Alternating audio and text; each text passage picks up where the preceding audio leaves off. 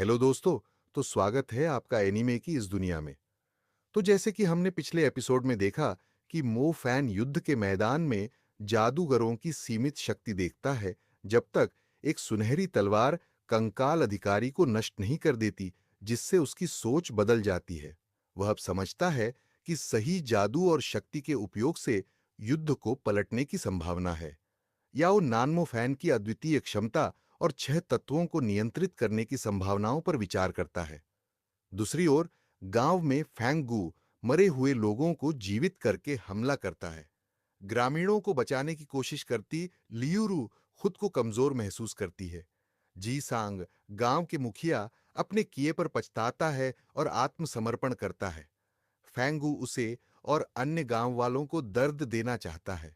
स्थिति और भी भयावह होती जाती है, क्योंकि फैंगू का प्रतिशोध रुकने वाला नहीं है।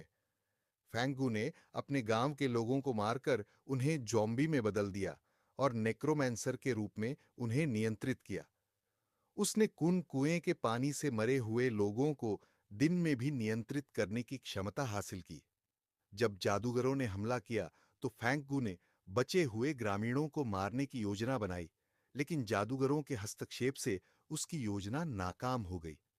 लियूरू को जादूगरों ने पिशाच मानकर मारने की कोशिश की, लेकिन वह बच निकली। एक गली में घायल और कमजोर लियूरू ने कुछ गुंडों को नियंत्रित किया और खून के सांपों से अपनी स्थिति सुधारी। दूसरी ओर प्राचीन राजधानी में जादूगर मृतकों के हमलों से परेशान थे और बचाव के लिए और शक्तिशाली जादूगरों की कमी महसूस हो रही थी। अब आगे उत्तरी दीवारों पर वांग मांग के दस्ते ने कंकाल प्राणियों के खिलाफ कड़ा संघर्ष किया। मोफैन ने अंधेरे में दीवारों से दूर सफेद बिंदुओं, कंकालों से घिरे क्षेत्र को देखा, जहां दस्ता डटा हुआ था। इसी बीच खुशी की खबर आई कि प्रेत तानाशाह सम्राट को पराजित कर दिया गया है। इससे मरे हुए प्राणियों का नियंत्रण टूट गया और सेना दीवारों की ओर लौटने लगी। सलाहकार झू और अन्य कमांडर राहत की सांस लेते हुए जयकारे करने लगे। वे लंबे समय से इस खतरे को लेकर सतर्क थे, क्योंकि प्रेत तानाशाह सम्राट उत्तरी दीवारों के लिए बड़ा खतरा था। जीत के बाद सैनिक और जादूगर दीवारों पर लौट आए। झू मेंग, जिसने आग के पंखों के साथ युद्ध में भाग लिया था, गंभीर रूप से घायल लेकिन गर्वित स्थिति में दीवारों पर उतरा। याओ नान ने उसके वरिष्ठ अधिकारी के बारे में पूछा तो झुमेंग ने बताया कि वह बच गया है, लेकिन गंभीर रूप से घायल है। उसने यह भी कहा कि अधिकारी के साहसी कदम ने प्रेत तानाशाह सम्राट को हराने में अहम भूमिका निभाई। झूमेंग ने मो फैन की आलोचना की, लेकिन याओ नान ने उसका समर्थन करते हुए बताया कि उसने एक कॉर्प्स ऑफिसर को हराने में मदद की।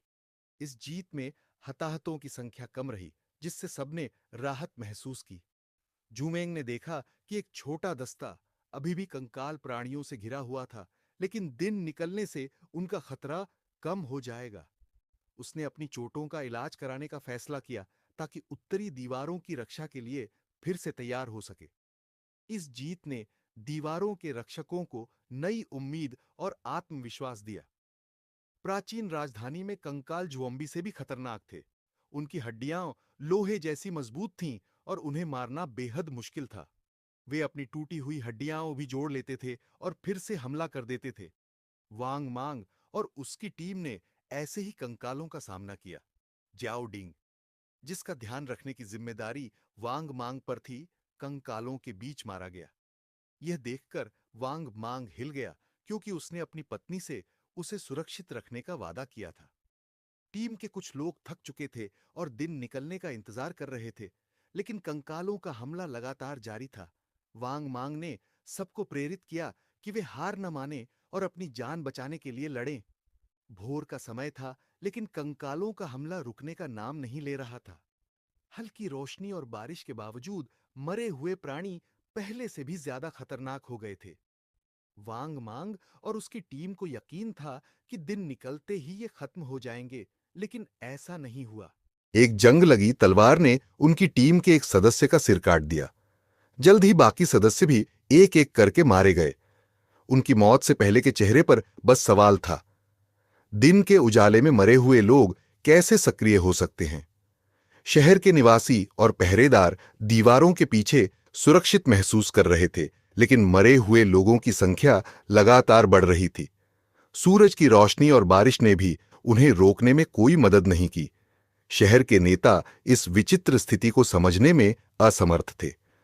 मरे हुए लोगों का हमला लगातार तेज हो रहा था और अब वह काली लहर की तरह शहर की दीवारों की ओर बढ़ रहे थे। यह दृश्य भयानक था और ऐसा लग रहा था जैसे यह दुःस्वप्न कभी खत्म नहीं होगा। दिन का उजाला हो चुका था, लेकिन कंकाल और मरे हुए प्राणी लगातार हमला कर रहे थे। कमांडर लू शू, जिसका दाहिना हाथ कट चुका था, और 4 अन्य सुपर जादूगर स्थिति को देखकर हैरान थे। कंकालों का एक विशालकाय शासक नीदरबोन रूलर प्रकट हुआ। इसका आकार और डरावनी उपस्थिति हर किसी को भयभीत कर रही थी। यह शक्तिशाली कंकाल शासक अपने 3 सिर और पंखों के साथ हवा में मंडराता रहा और अपने मुंह से काली ऊर्जा की एक घातक किरण छोड़ी। यह किरण इतनी शक्तिशाली थी कि उत्तरी दीवारों का एक हिस्सा अंधेरे में समा गया और पूरी तरह से गायब हो गया। दीवारों के ढहने के साथ ही शहर पर मौत का सन्नाटा छा गया।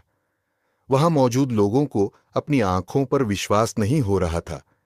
यह स्पष्ट था कि मरे हुए प्राणियों का हमला अब अकल्पनीय रूप से खतरनाक हो चुका था और शहर पर विनाश मंडरा रहा था। शहर की उत्तरी दीवारों का एक बड़ा हिस्सा, जो एक पर्वत की तरह खड़ा था, पूरी तरह से कण कण में बदल गया। मौत की किरण ने न केवल दीवारों बल्कि आसपास की इमारतों और अस्पताल तक को मिटा दिया। वहां मौजूद शॉर्टी की पत्नी, जो प्रसव पीड़ा में थी, भी खत्म हो गई।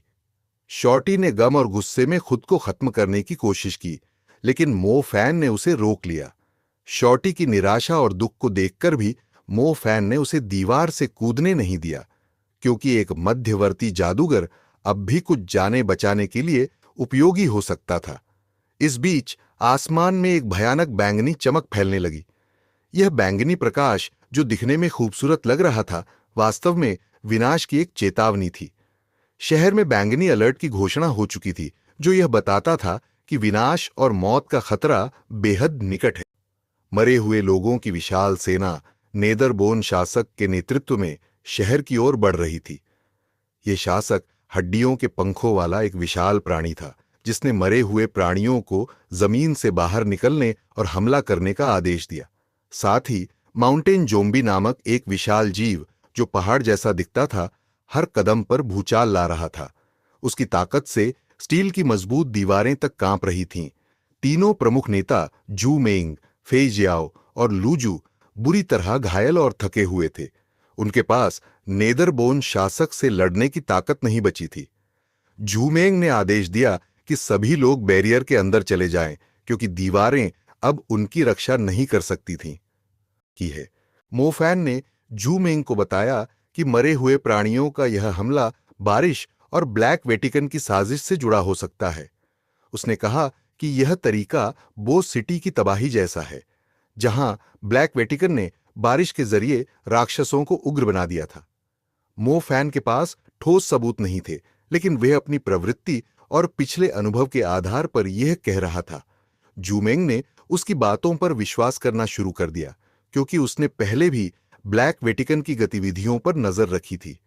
हालांकि मो फैन ने यह जानकारी जूमेंग को सिर्फ इसलिए दी थी ताकि वह सही निर्णय ले सके।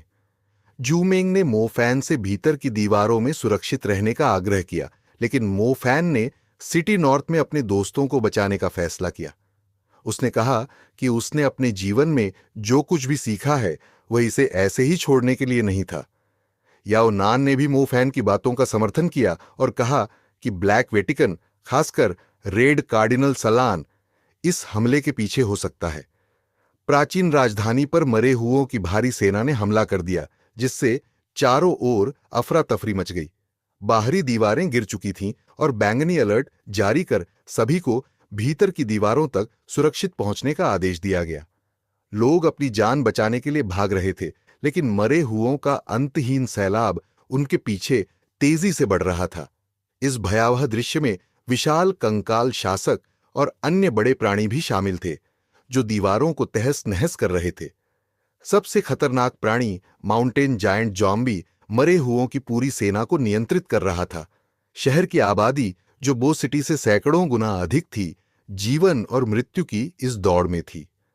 मो फैन ने भी अपने दोस्तों को बचाने के लिए खतरे का सामना करने का फैसला किया, भले ही स्थिति पूरी तरह अराजक और निराशाजनक हो।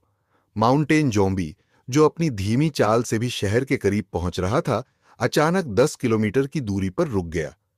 उसके पास फ्लैश माउंट कॉर्प्स अधिकारी खड़ा था, जो हजारों लाशों को निगल रहा था। इस भयावह दृश्य को देखकर मो फैन ने तुरंत अपने दोस्तों को बचाने की योजना बनाई। मो फैन, मुबाई और जो मिंग ने फैसला किया कि वे बो सिटी स्ट्रीट जाएंगे, जहां उनके कुछ साथी और जानने वाले फंसे हुए थे। वे जानते थे कि हालात खतरनाक हैं, लेकिन उन्होंने उन्हें पीछे न छोड़ने की ठानी। शॉर्टी, जिसने हाल ही में अपना दुख सहा था, भी उनके साथ जाने को तैयार हो गया। उसने समझ लिया था कि इस अराजकता में खुद को बचाना और दूसरों की मदद करना सबसे जरूरी है। बो सिटी पर मरे हुए लोगों का भीषण आक्रमण जारी था। बाहरी दीवारों के पास का क्षेत्र खून और तबाही से भर चुका था। जादूगरों की टीम, जिसमें मो फैन, जो मिंग, मुबाई और शॉर्टी शामिल थे, छतों के सहारे सुरक्षित स्थान तक पहुंचने की कोशिश कर रही थी। उनकी राह में मरे हुए लोग और तबाही का मंजर लगातार बाधा डाल रहा था। मो फैन को शॉर्टी के मार्गदर्शन पर भरोसा था, क्योंकि वह प्राचीन राजधानी के रास्तों से अच्छी तरह वाकिफ था। मरे हुए लोगों का प्रवाह तेज हो रहा था और बाहरी दीवारों के पास के लोग इस तबाही में फंस गए थे। आकाश में एक विचित्र दृश्य उभरा, मांस के बड़े टुकड़े जो विशाल बमों की तरह शहर में गिर रहे थे। मांस के इन टुकड़ों से बड़ी संख्या में कंकाल और मरे हुए लोग निकलकर शहर में तबाही मचा रहे थे। ये मांसल उल्कापिंड माउंटेन जोम्बी द्वारा शहर पर फेंके जा रहे थे, जिससे नागरिकों की बचने की संभावना और भी कम हो गई। बो सिटी में मरे हुए लोगों का आतंक अपने चरम पर था।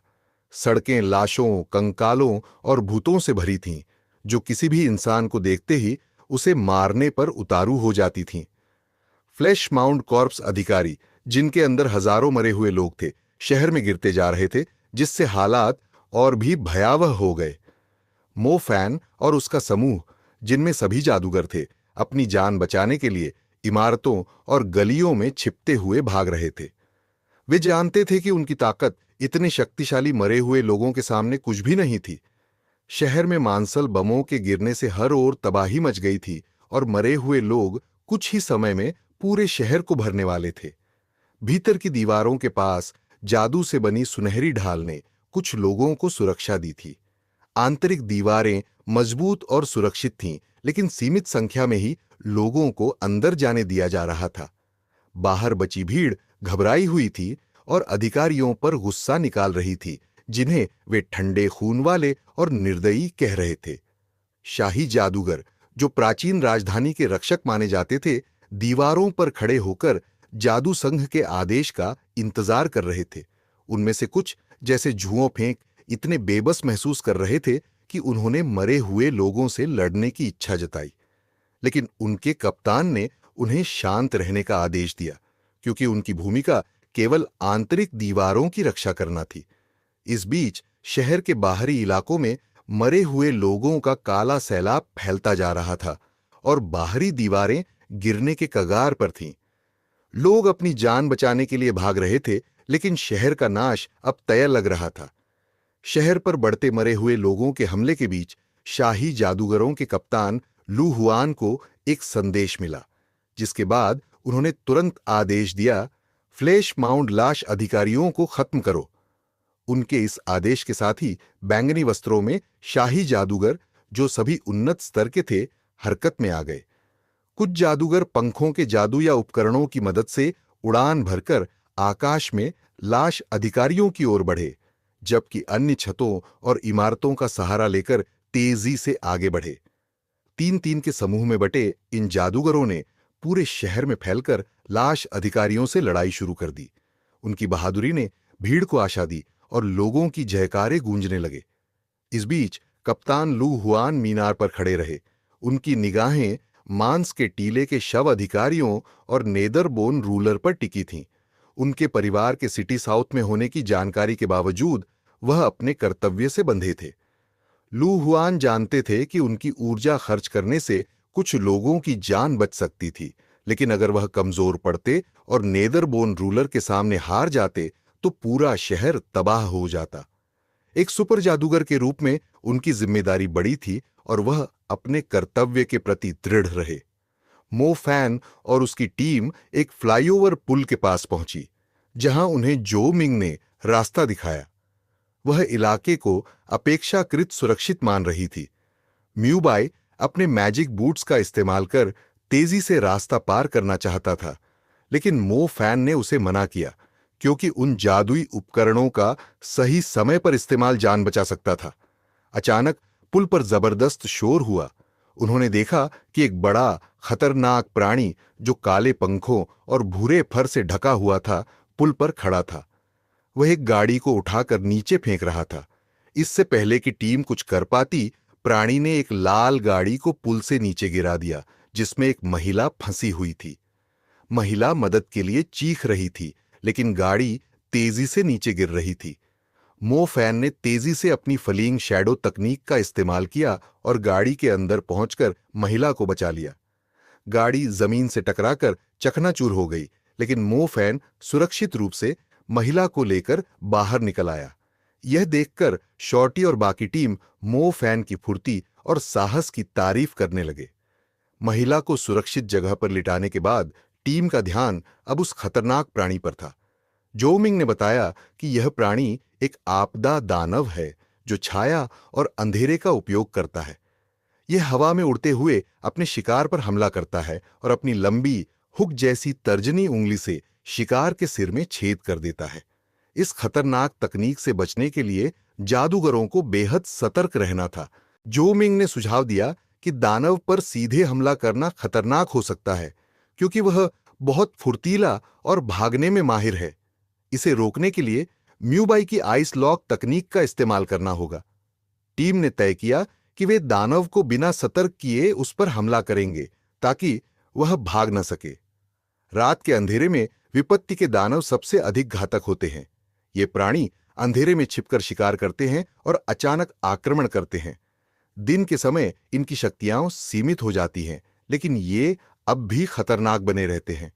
जब जादूगरों का एक समूह इस दानव का सामना करता है, तो यह अपने पंख फड़फड़ाकर काली धुंध उत्पन्न करता है, जो शत्रुओं को भ्रमित करने के लिए उसकी एक रणनीति है। हालांकि प्रकाश जादूगरों के लिए यह धुंध कोई चुनौती नहीं थी। शॉर्टी, जो एक अनुभवी शिकारी था, ने ब्रिलियंट लाइट मंत्र का उपयोग करके इस धुंध को शुद्ध कर दिया। रोशनी ने न केवल धुंध को खत्म किया, बल्कि प्राणी को भी स्पष्ट रूप से उजागर कर दिया। जैसे ही दानव दिखाई दिया, म्यूबाई ने अपने इंटरमीडिएट बर्फ मंत्र आइस लॉक का प्रयोग किया। क्रिस्टल की तरह चमकती बर्फ की जंजीरों ने दानव को जकड़ लिया और उसकी गति रोक दी। इस जंजीर ने प्राणी को पूरी तरह से बर्फ में जकड़ दिया, जिससे वह उड़ने या भागने में असमर्थ हो गया। शॉर्टी और म्यूबाई की रणनीति ने दानव को पूरी तरह से कमजोर कर दिया। अब मो फैन ने अपनी बिजली शक्ति का उपयोग करने की तैयारी की। उसने इंटरमीडिएट बिजली मंत्र थंडरबोल्ट वाइल्ड स्ट्राइक्स का उपयोग किया, जो बेहद शक्तिशाली था। बिजली की चमकती किरणें दानव के पंखों के बीच आकर गिरीं, जिससे उसका शरीर बुरी तरह झुलस गया। बिजली के लगातार हमलों ने दानव को बुरी तरह घायल कर दिया और उसकी हरकतों को पूरी तरह से रोक दिया। जो मिंग ने अपनी अग्नि शक्ति का उपयोग करते हुए ग्राउंड ब्रेक मंत्र डाला। दानव आग की लपटों में जलने लगा और उसके पंख राख हो गए।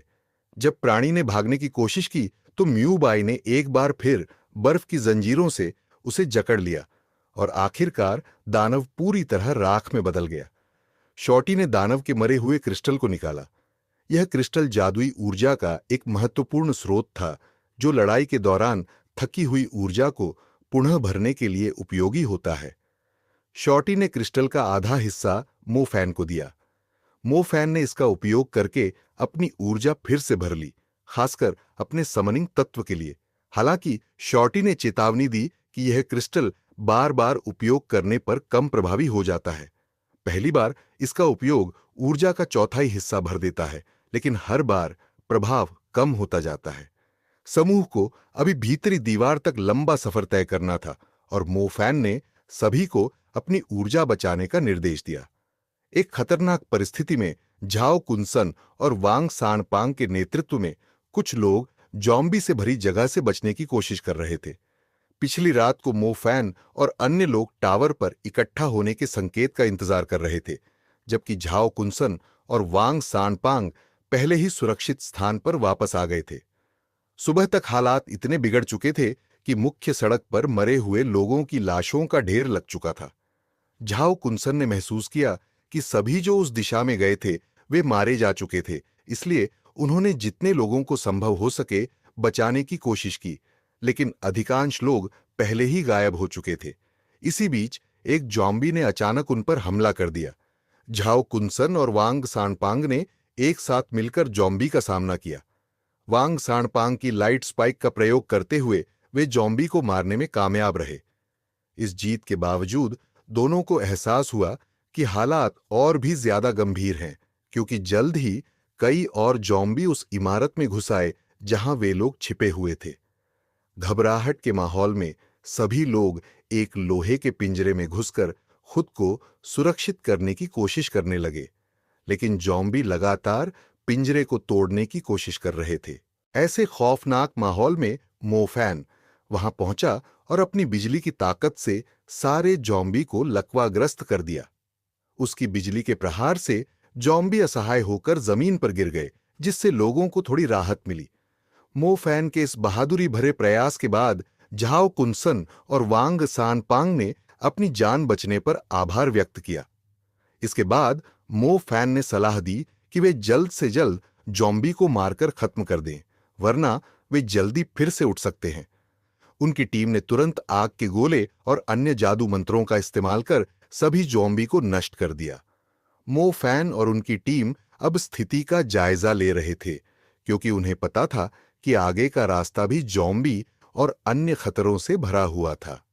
आगे बढ़ने के लिए उन्हें एक और खतरनाक लाश अधिकारी को पार करना था, जिसके पास हजारों मरे हुए लोगों की सेना थी।